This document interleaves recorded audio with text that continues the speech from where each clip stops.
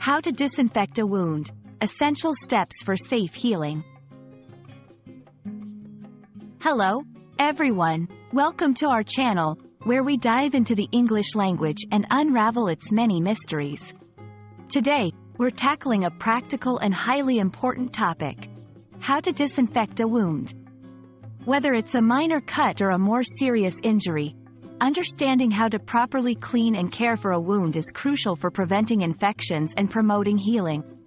Let's explore this together, step by step, ensuring you know exactly what to do when the need arises. Disinfecting a wound means cleaning it with a chemical substance or physical method to kill or inhibit pathogenic microorganisms. This is a vital step in wound care, aimed at preventing infections which can complicate the healing process. The phrase encompasses two key actions: cleaning the wound to remove dirt and debris, and applying an antiseptic to eliminate germs. Infections can not only delay the healing process but also lead to more serious health issues if not properly managed. Disinfecting a wound as soon as it occurs plays a pivotal role in minimizing the risk of infection, ensuring a smoother and quicker healing journey. It's a simple yet effective way to protect your health after an injury. 1. Wash your hands. Before touching the wound, ensure your hands are clean to avoid introducing new bacteria to it. 2. Clean the wound. Gently rinse the wound with clean water to remove any dirt or debris.